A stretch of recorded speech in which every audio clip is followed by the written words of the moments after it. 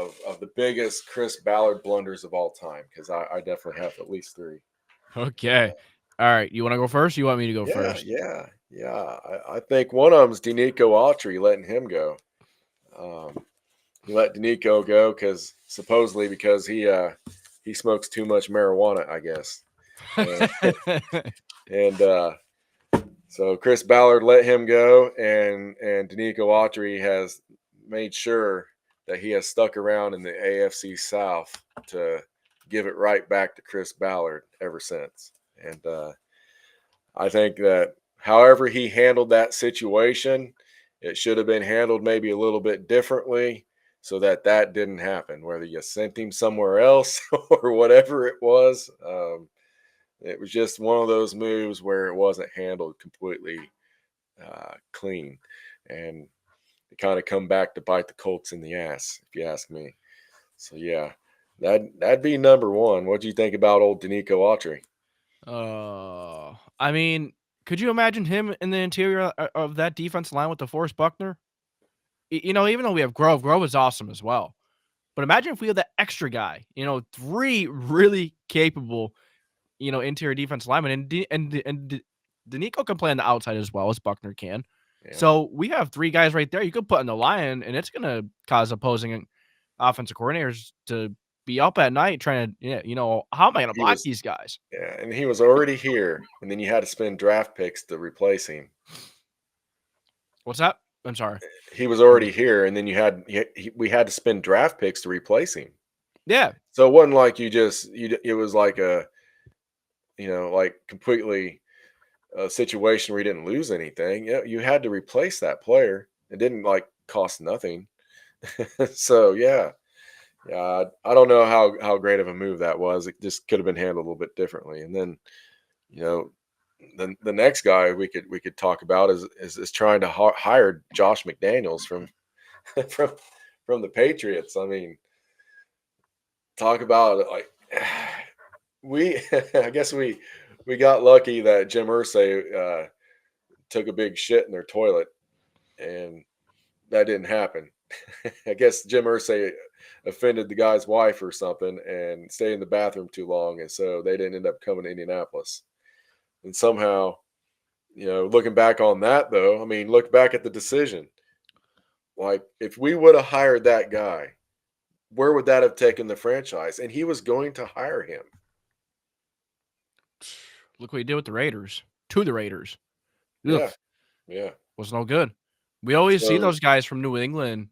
We saw it countless times. A coordinator going somewhere else other than New England, and they never work out. Matt Patricia. You had Matt Patricia went to Detroit. He didn't work out there. Yeah, Josh McDaniels, he didn't work out in Vegas. And the list goes on. There are so many guys that didn't work out. So kind of a blessing in disguise that he kind of, so to say, screwed us over and went back to New England. yeah, yeah, and luckily, right? So disaster avoided, barely. Exactly. Yeah, yeah, and then we can get into Matt Pryor. The left tackle experiment with Matt Pryor. Just the evaluation of that guy, and even trying to let him have a whack at that, and and that goes down the list. I mean, that went down to Frank Reich and some of the staff there that just, you're going into the season counting on somebody like that in such an important position. It's like you're just putting a Band-Aid on something. It's, covering a hole with chewing gum is all it is, and that's, again, just like a cheap move. That's why people call Chris Ballard Bargain Bin Ballard, Budget Ballard, all those good nicknames. Just like, dude, just go spend a little money on somebody, trade for somebody. We know you can do it. You brought in DeForest Buckner. You've made a move before. So I don't know why some of these things can't happen more than just like one time, But yeah, what would be some of the biggest blunders that you would point out from Chris Ballard? I mean, I know this one is maybe more difficult to. I would say Matt Ryan was definitely a blunder. I mean, I know Matt Ryan had that pedigree. He had, he's one of the better quarterbacks to play the game. I mean, he was really good coming from Atlanta, but when he came here, man, I mean, we were expecting the Colts to have a pretty good year. It was quite frankly the opposite. They were one of the worst teams in the league, if not the worst. So I think Matt Ryan, you could throw up there. Is he number Yeah, that's a good one? one.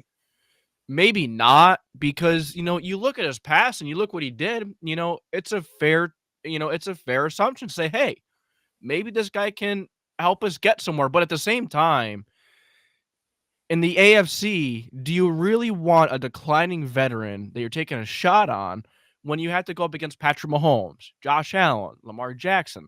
At that point, is it really going to get you that far? Yeah, what happened to the talent evaluation on that? Because he had no arm. Yeah, Like when he his came in, arm he could was not. Yeah, there was nothing left. Absolutely not. I mean, at least when we have Philip Rivers, he had something left in the tank. Matt Ryan just had nothing. He had nothing. yeah. Rivers still had some zip on the short ball, but definitely wasn't throwing it deep like he used to. Yeah, no. Yeah, that's Matt Ryan's a good one. Some of the cornerback issues, I guess, with DB issues. You gave him Yeah. credit for bringing in Kenny Moore, but then again, you've had some other questionable things going on with the rest of the guys back there. Yeah, man. I mean, it's just practice squad guy after another practice squad guy. Like, you're counting on your guys. Like, you're counting on these guys to make a leap.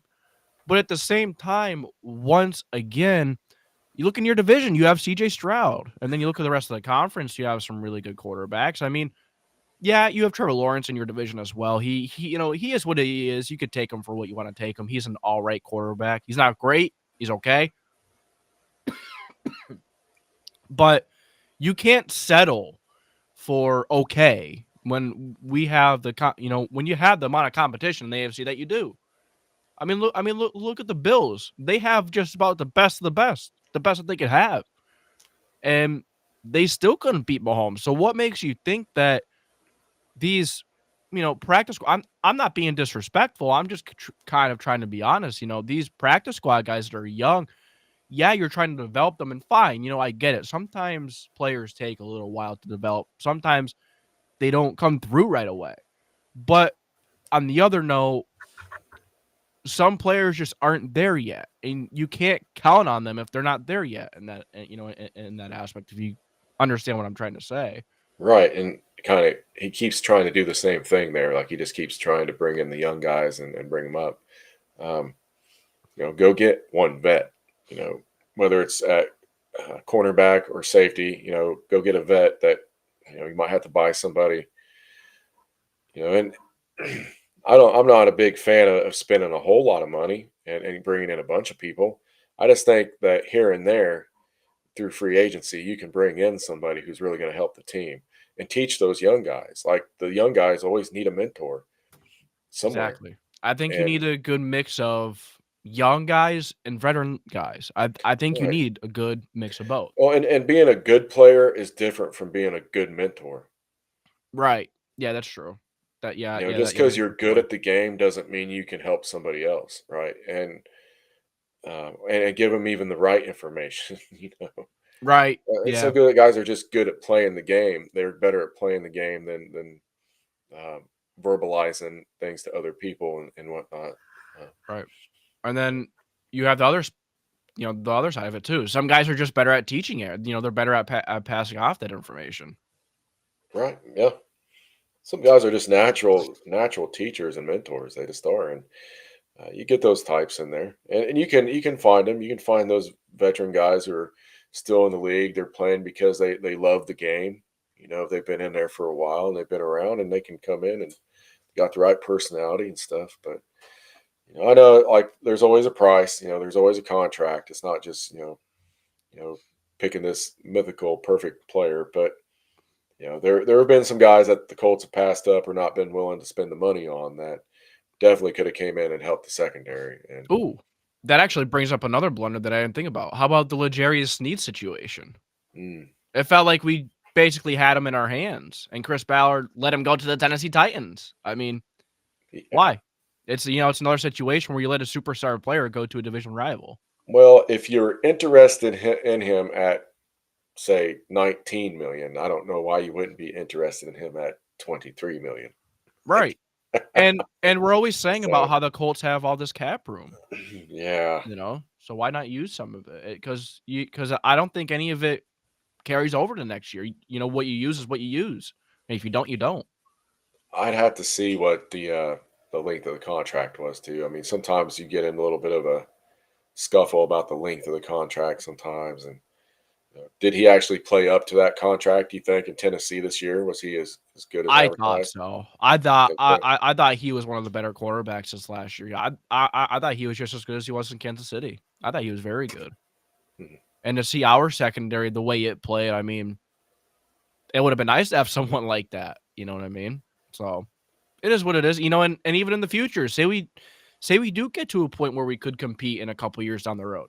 Wouldn't it be nice to have a guy in the system a couple years, to have a guy, to really Yeah, I get mean, at himself? certain Yeah. levels, you got to have guys you don't have to worry about, and it's like in the secondary, you just almost every player there's a question mark about it. You got to have a player or two where there's no question marks. Like this guy's gonna, unless he breaks his leg, he's going to be in there and playing well.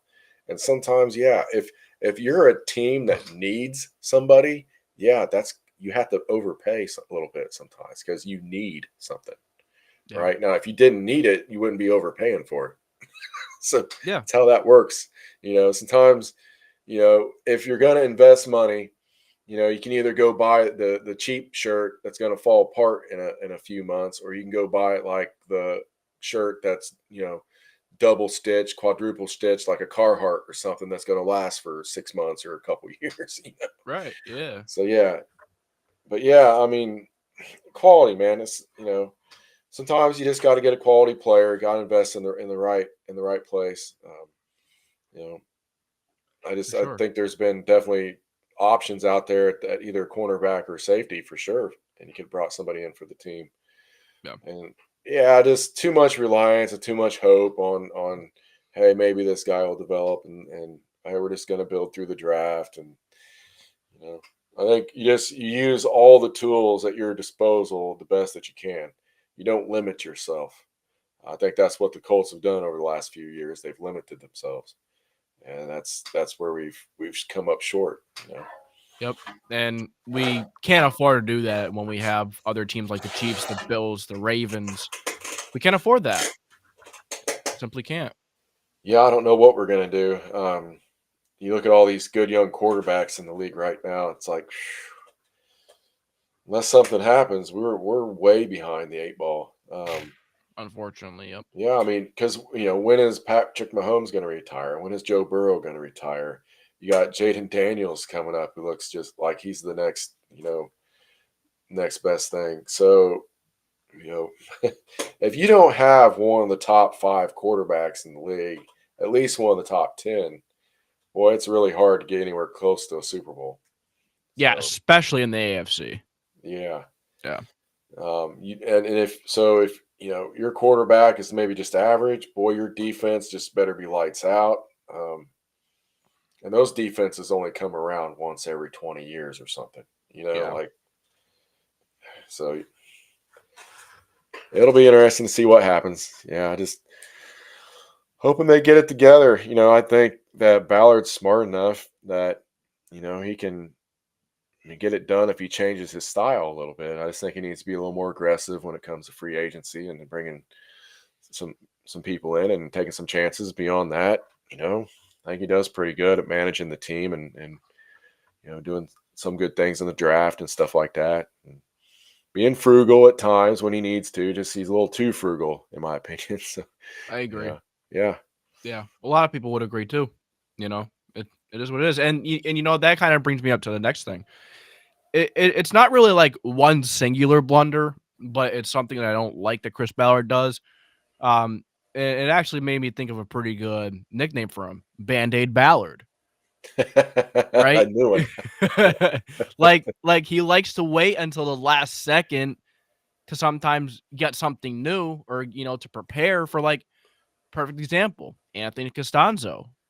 I mean, once he retired, we didn't have anybody ready. What do we play? LaRaven Clark over there a couple times. We played That's when Matt you got Matt Pryor. Pryor. Yeah. That's Yeah, why I was complaining about that. Yeah. Eric Fisher. I mean, and quarterback is another perfect example. How long did he band-aid the quarterback position since Andrew Luck retired? I understood sticking with Jacoby Brissett that year because, I mean, he's been in the system for a couple years. He knows the guys. He showed you something a couple years ago when Andrew Luck was out with that shoulder injury. That was okay. And then the Philip Rivers year, I thought that was okay as well. Because you know what? You're looking for a quarterback. You're looking for a guy, to keep you competitive because you had a really good football team. So you wanted to be competitive and you wanted to do something. And we pushed the Bills to the limit that one year that we made the playoffs with Philip Rivers. We pushed the Buffalo Bills to the limit. Right. And And some people say we should have won that game. yeah, I I think we should have, but there are a couple of controversial calls you would say from Frank Reich, but at the same time, you have to be aggressive in those kind of games. You have to go for 2 points. You have to be a little unconventional. And like I was saying earlier, sometimes you're going to get the fourth down conversion. Sometimes you're not. When you do, you're going to look like a genius. When you don't, everyone's going to be like, what are you doing? But Band-Aid Ballard, I think it's pretty much a perfect nickname for Ballard. One of the perfect ones. One of the really good ones. There's a lot of good ones. Band-Aid Ballard, Budget Ballard. I mean, it's just a point of being frugal, sometimes waiting till the last second. And then now, you went from Rivers to Wentz. After Wentz, I think it was like, okay, that's it. But no, we went for Matt Ryan. And that's when Chris Ballard learned his lesson, but it was too late. I feel like he learns his lessons way too late. He learns his lessons a very hard way. Yeah, I'd agree with that. No, that was where people say he's stubborn, right? And he doesn't change his mantra at all. And he said it himself though in the press conference. He admits it. He said something along that lines. And I do respect that he admits it. That's a big thing to admit something like that. It's tough to do, and I have a lot of respect for him for doing that. But is he going to change? We're not crapping on Chris Ballard, the human being. He's a good, very good person. So anyone who raises that many kids and takes care of that many people is a good man. He's having trouble being successful at his job, like a lot of people do. There's a lot of people out there who aren't very good at their jobs and get fired every day. And there's a lot of people who are really bad at their jobs who get to keep their jobs and never get fired. So unfortunately, yes. Some of the people that are giving Chris Ballard crap about his job, some of those people probably don't deserve their jobs anyway. Yeah, it's a good point. That's a good point, and I'll leave my comments at that. Yep. That is life, man. And so there's always a good and bad and two sides of the coin to it. That's right. And then how about the Shaq situation? Should we mention that as a blunder? Okay, so it wasn't Chris Ballard's fault, but I thought the way that it was handled was very poor. When he got that back surgery, I'm not sure if you remember, they said that he would be ready in about 2 months for training camp. Yeah.